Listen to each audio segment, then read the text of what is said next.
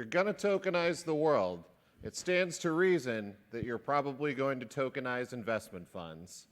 Well, as it so happens, that is what our next panelists have experience in. How did they do it?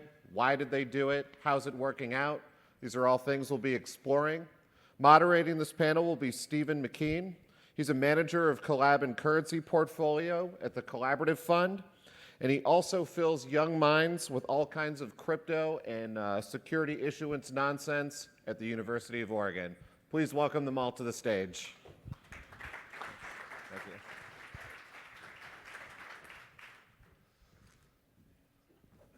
All right. I want to thank the organizers for inviting us to talk about this topic. I think it's a really interesting one. We've got some great panelists.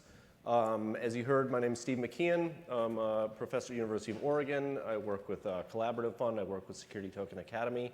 Why don't we start with some quick intros, just sort of a couple sentences on who you are and where you're working. Sure. I'm Rob Nance, founder, managing partner of CityBlock Capital. We are a venture fund that's built on the blockchain as a digital asset. I'm Joshua Rivera. I'm the general counsel at Blockchain Capital. We, as far as we understand, had the first tokenized fund that launched in April of last year. And we have 3 other traditional funds. I'm Greg Gilman. I'm one of the founders of Science, which is a 7-year-old incubator, accelerator, and venture fund here in LA. We were the second fund to do a tokenized fund last year when we raised for a blockchain-specific incubator. I thought maybe we'd start just hearing a little bit more about each project, and maybe we'll just kind of go in chronological order. And Josh, if you could start and maybe also describe sort of like the traditional model to kind of set apart what you're doing with the BCAP token. Sure.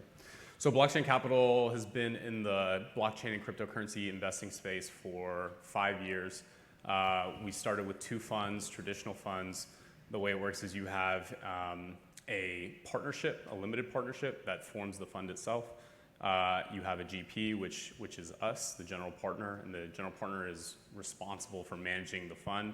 And then you have LPs who provide the funds that then are invested through the fund based on the GP's management. So that's the traditional structure. Usually those funds for a VC fund, you're looking at a 4 to 5 year investment period, or a 4 to 5 year call period for the funds, and then an additional 4 to 5 year investment period. Those funds tend to be very illiquid. You tend, for traditional VC, you tend to wait a long time until you get returns on that, and those returns usually come in the form of exits or companies going public. So that's kind of what we started with, and for our third fund, at the beginning of last year, we saw an opportunity to do something different in a traditional VC fund, which is create a fund that would provide liquidity to LPs. So what we did is we created our BCAP fund. We raised $10 million. We did it through one LP that then tokenized its LP interest and sold those tokenized interests to lots of accredited investors. And that tokenized LP interest is then tradable at some point, hopefully soon for us now. And that provides the liquidity, and that provides the difference between a traditional VC model. You can exit and enter whenever you want to. You don't have to wait for large exits. You can trade based on the value of the net asset value of the fund itself. Great. And Greg, I know yours was shortly thereafter in a little different model, so let's hear about it. Yeah, so we saw what our friends at BCAP had done, and we said, we're going to raise you one in terms of the crazy and the complicated. So, we have a Singapore company that became the issuer of our token.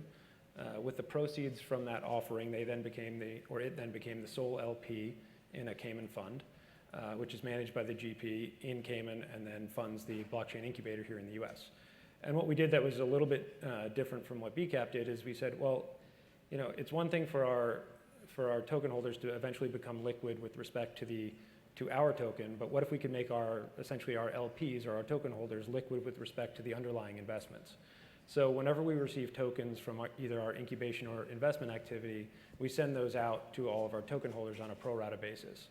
So our investors get to decide with respect to every investment we make, whether they want to hold or sell at any given time.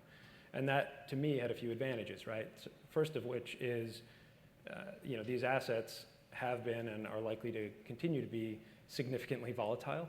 So we didn't necessarily want to be the ones that were going to make the decisions whether we were going to sell or hold those tokens for our investors. And second, we set this entire thing up to ultimately be what we thought was a great long-term hold token. So one of the ways we reinforced that concept was by giving our token holders this sort of flow of potential future tokens coming to them, which we thought would be a great benefit and lead to sort of the type of investor participating that we wanted to participate in our offer. Great, and why don't you give us the origin story of CityBlock? Yeah, I think that I've run a traditional venture fund for about 4 years, and I think what happens in all venture funds is you get ready to raise your second fund and you go back to your original investors. And when I went back to them to ask for more money for the next fund, one of them very eloquently said, listen, Rob, the average venture fund lasts twice as long as the average American marriage. And I like you, but I don't want to be married to you twice. And so I started to think, well, there has to be a solution to this. And I saw at the time what blockchain capital had done, saw what science I think was in the process of at the time, and kind of went to both of them, and they were really great, saying, here's our experience, here's what's happened. And so from that, we kind of formed the idea of, all right, how do we build a fund that looks like a traditional fund, that is a digital asset or a tokenized security, but at the same time, how do we have a better ownership structure for investors? So, our fund invests in just equity and digital equity of companies. We don't invest in protocols. We don't invest in tokens. But the way we built it, because we built it as an ERC20 token, the hope is one day, as there's a robust secondary trading system, that after 3, 4, 5 years, investors make returns. They have the option to sell, and they don't need to own that in perpetuity. Great. I want to follow up on something Greg mentioned in terms of, so you're investing and then potentially incubating, and then at some point the fund is issuing, or the firm is issuing tokens which you push out to the investors. How long is that, if there is a typical sort of amount of time period from when you're starting engaging with a firm to when it gets pushed out to investors? Sure. To be clear, it's our portfolio companies that are issuing the tokens, right? So we're not issuing, science is not issuing additional tokens. But for us, whether it's on the traditional side of the house, and our first incubator started 7 years ago, and we had our first exit 2 years ago. So and we fortunately had 3 in the same year, but that sort of gives you a time frame, and those were considered relatively quick. I think on the blockchain side of the house, we started incubating our first company that then did an offering, and it was probably about 2 years from the time we first got involved with that company until their token sale was completed and available publicly. We have a couple now that we're working with that might be a little faster than that. But the way this conversation generally goes when a company comes to us and says, hey, we're interested in working with you to help grow and develop our business, and then ultimately at some point potentially explore a token sale or a digital asset sale, they all think they're ready to go in 2 weeks and want to be in market in 2 weeks. And I say, okay, we're not going to be the ones that slow you down on this, but here are all of the things we have to consider before we take an asset or an offering like that to market. And I think the fastest one at this point is shaping up to be about 7 or 8 months. There's so much more that goes into this than most companies think about when they come and they're like, well, we've got a concept. And of course, it was different in 2017 when you could have a concept and a white paper and a good team and a website and actually have a potentially lucrative asset sale. It's not the same market now, so you really have to be much farther down the road. A lot of them are doing equity sales long before they're doing token events or selling any type of digital asset. So I would say the timeline is only getting longer rather than shorter at this point. Great. So one of the advantages that we talked about is that potentially this creates a liquid asset where traditionally there have been much longer lockups. Joshua, blockchain capital has done both ways, right? So you've had this tokenized fund, you've raised traditional funds. Are there places where the traditional fund is superior, or maybe contrast the advantages of sort of each model? Yeah, so the main difference, right, is that a tokenized fund, the idea behind it is that there's liquidity there at some point, whether it's down the line or hopefully sooner for our purposes. I think when you get down to it, you're looking at two different types of LPs. One LP is really interested in the long-term play. They want to put their money with you to manage it, and they're happy to see how you perform over the course of 2 years, 3 years, 4 years, 5 years. And that lends itself to traditional VC investing. The idea behind our third fund in terms of providing that liquidity was to actually address the crypto market itself. So the crypto market, the people in crypto, as we saw last year, they're used to the quick turnaround, they're used to the liquidity, they're used to tokens. And so the idea there is to provide that liquidity to an asset class that doesn't traditionally have that. And you're going to attract different people. Your family offices, your larger institutional investors, they're not going to be as interested in something kind of fast and loose as a token. But there is a market out there, and our funds, we sold 10 million in less than an hour. Different time back then, but the idea is that there are investors who want that liquidity and want access to be able to trade tokens that represent interest in an underlying asset the same as they might a utility token. So you mentioned that there's been some hesitation perhaps on the part of some institutions to hold the asset in the form of a token. They might prefer a traditional LP interest. Where is the buy side coming for these funds? Maybe each of you could kind of comment on what is the typical investor that's investing in CityBlock or blockchain capital or science blockchain? I think people can look at this a couple different ways from the type of investor they want. I think what we found is there's not a strong demand from crypto investors for kind of a traditional venture type asset, even if it is liquid, right? Even if there is this liquidity option.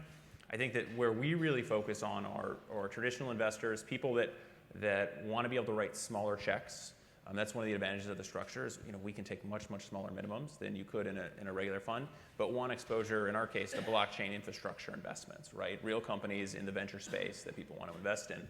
So I think that we really focused on that and focused on working with a broker dealer for distribution of that asset because they have those type of clients, right, that want to write $50,000 checks, that want access to this space, but are kind of scared by the notion of crypto, right? But it's easier to go and sell them and say, listen, you're still getting a PPM, you're still getting an LPA, you're still getting a subscription agreement. You just also are getting this digital representation of it, right? And that's in the form of tokens. And these aren't bearer instruments, right? It's not like Bitcoin, where if you own it and someone else steals it from you, it's theirs, right? There's a central record of ownership of who owns these shares. So custody is not as scary of a solution as it necessarily is if you have Bitcoin or something like that. So what we're finding is we're taking these really traditional investors and kind of easing them into the blockchain crypto ecosystem. And it's our thesis that as we do that, it will actually drive the adoption of cryptocurrency. Because you have some traditional guy that's worked at a bank forever that wires money, and when there's an exit event, we may send him Ethereum, and he goes, well, that was really fast. Like, how did I get this money so quick? It didn't take 2 days for this to clear.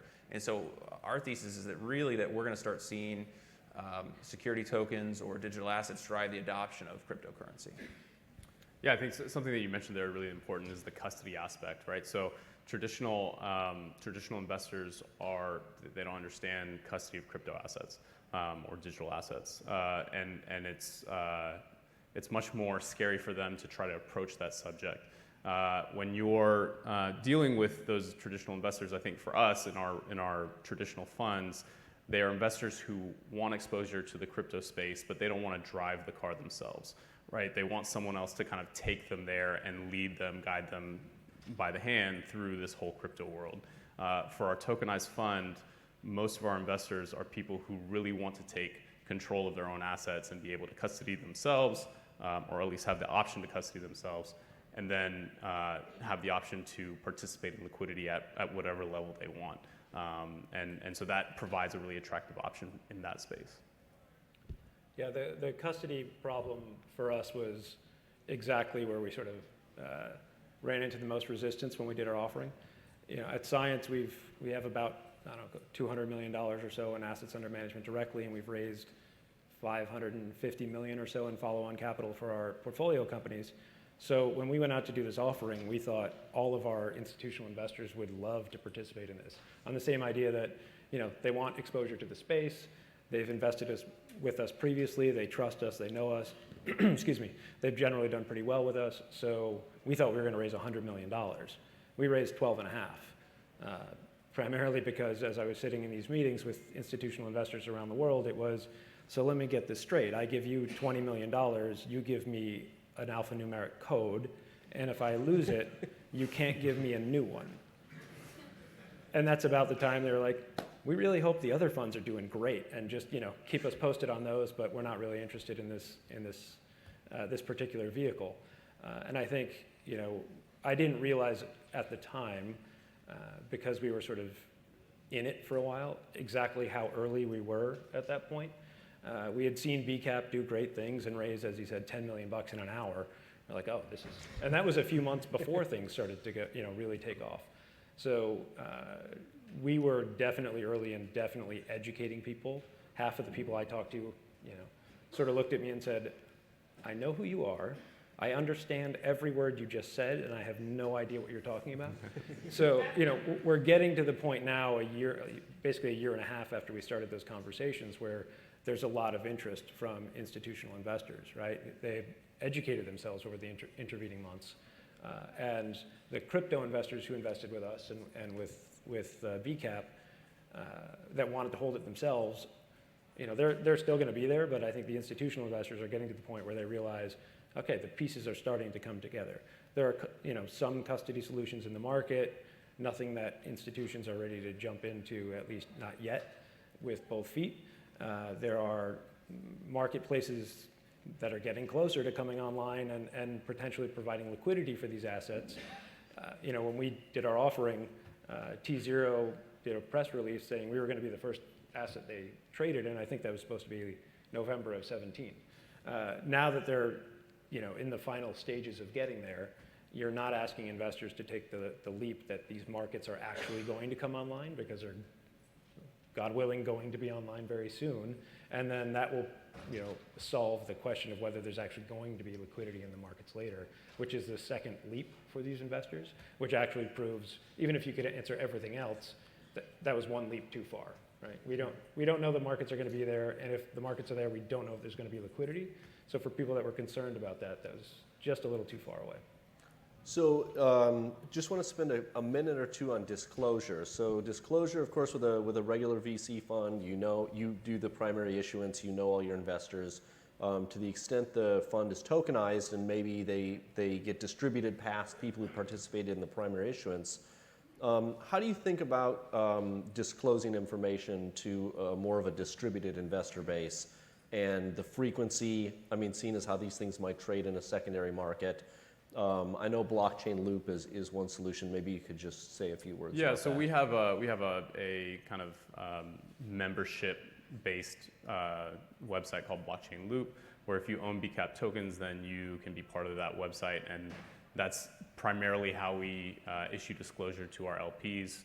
And in terms of the frequency, so internally we're looking at the NAV, the net asset value of the assets in the fund.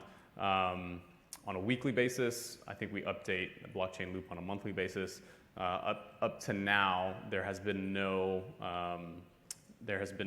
alternative trading system to trade BCAP tokens, right? And that is something that we're working with Open Finance, with Shares Post, Templum, and others to bring online very soon, hopefully. And so that frequency maybe is not as high as it will be. But yeah, so we kind of internally measure. We keep our token holders aware of what assets are in the fund, of when we buy and when we exit, and that all goes into measuring the NAV, and so that provides them kind of the value that they need to know in order to determine whether they want to buy or sell or hold. Great. So this is a quick panel. I know we just have a little bit of time left. Maybe a 60-second one thing you learned kind of going through this, or sort of a forward-looking statement about where you think it's going. Sure. I mean, I think it's really hard, right? If you're thinking about tokenizing a fund, it's way harder and way more expensive than you think. And it takes a lot of time and a lot of legal due diligence. and a good team. So if it's something you're thinking about doing, I would say that if you have a strong group of investors already that's ready to jump into this space, then I would recommend it.